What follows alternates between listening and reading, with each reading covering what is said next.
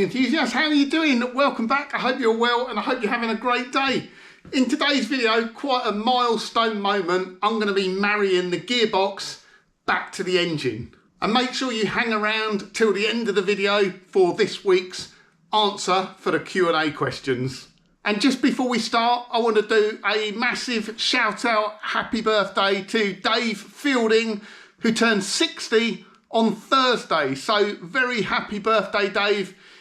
If you don't know, Dave is a long-term subscriber to the channel. He tunes in and watches every week. And Dave was the person that bought Project Bruce off me. I think it was about 3 years ago now.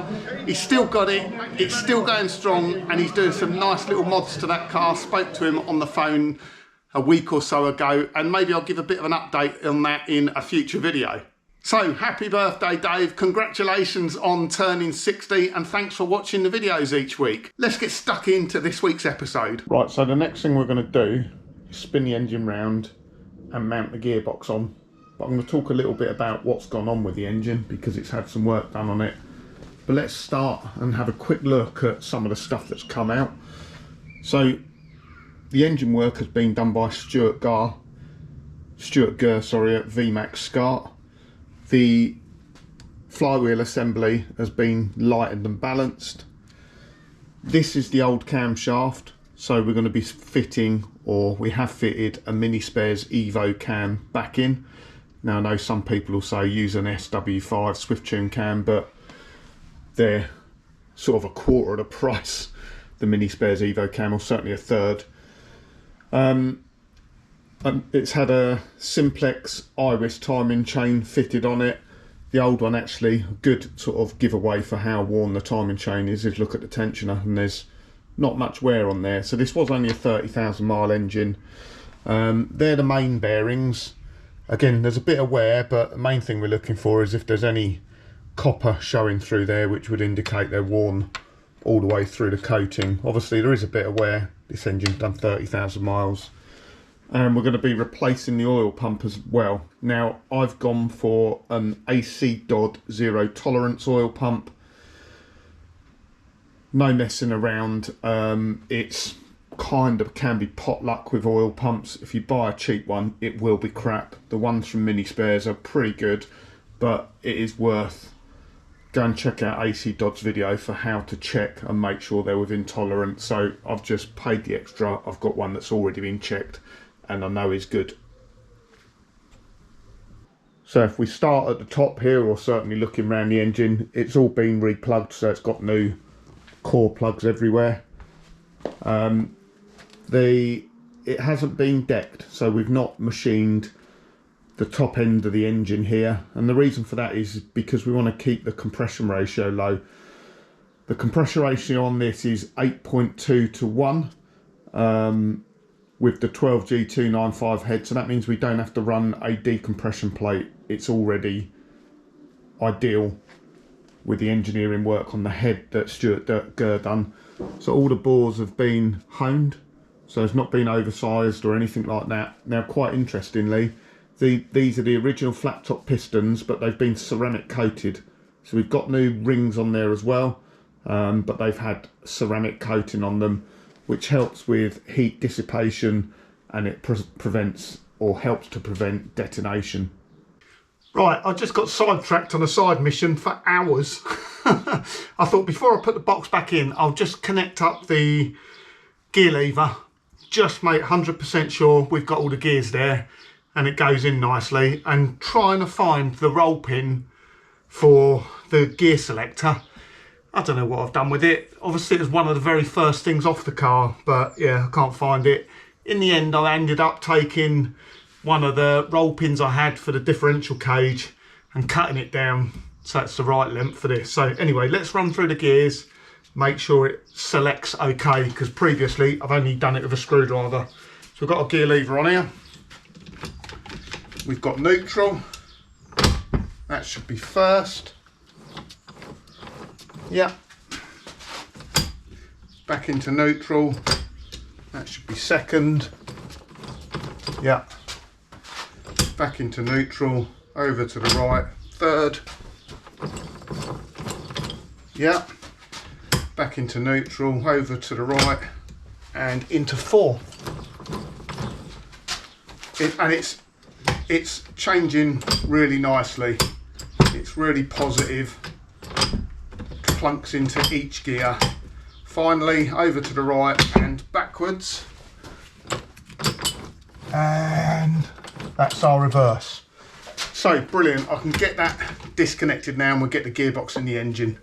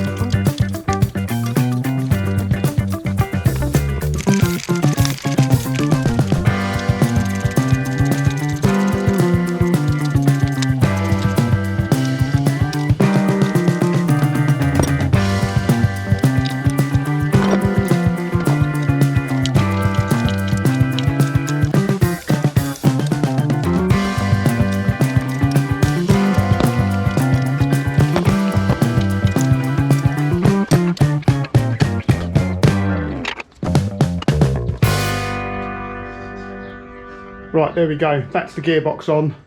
I'm probably going to stress a bit about this half moon seal at the end here. I had 2 gasket sets of half moon seals were exactly the same, but the one that come off had a piece of metal running through the inside of it. The 2 replacements were just rubber. It looks like it's in there and aligned okay, but it's like the one that come off is an exact fit. The one that goes on, it's almost like they're 3mm too big, but I assume they squish down into the half moon. But yeah, it's not a nice place for leaks. I thought I would clear the fins on the engine stand, but I haven't. It's, well, that bracket mainly is the one that gets in the way, but it's not actually a problem because you don't need to lock it in the in like the upright position. You need to lock it when you are up in like other positions, and then it clears the fins at the bottom okay. So it's not really an issue.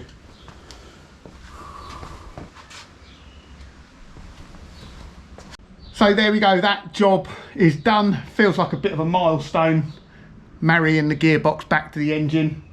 A lot of hard work went into that gearbox and the engine as well. So yeah, a lot of faffing around today just trying to find things, but that's what happens when you get to the sort of final part of a restoration. So I hope you enjoyed today's video. If you did, remember to give it a thumbs up. If you're not a subscriber, please do consider subscribing. I'll catch you again on the next one. Oh, and just to mention before I say goodbye, there'll be a Q&A in a moment. Right, so question number 3 comes from a long-term subscriber again, and arguably Classic Mini Workshop's fastest subscriber. He's always first to comment on the videos.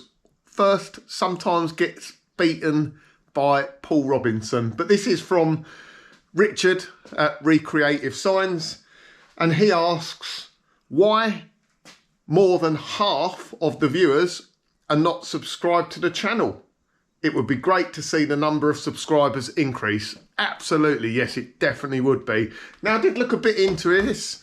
I'm going to put the stats up here, hopefully. So as you can see, more than 50% are not subscribed. And interestingly, nearly 50% of people watch on a TV, which is really unusual apparently. So I've done a little bit of research, ChatGPT, and that says typically around 15 to 20% of people watch on a TV. So maybe the reason there's a lot of people that are not subscribed is because it's not easy to do on a TV, or it's not as easy to do as it would be on a phone or on a computer, because you have to pause and then go into the menu and click subscribed. If you could do that for me, it would really, really help. And that probably explains why more than 50% of you are not subscribed. There are some real positives about that though, because it says people tend to binge watch more if they're on TVs, and they watch in a different way to people that might be watching on a mobile device that have a quick look, skim through it and on to the next video, whereas people tend to remain engaged and watch the whole lot when you're on a TV. And for me, that means people must be watching me in huge screens in 4K resolution. Anyway, quick unboxing. Brake cleaner. Never have enough brake cleaner. I order it 10 litres at a time. I should probably order a 205 litre barrel of it at a time. I get through so much of it.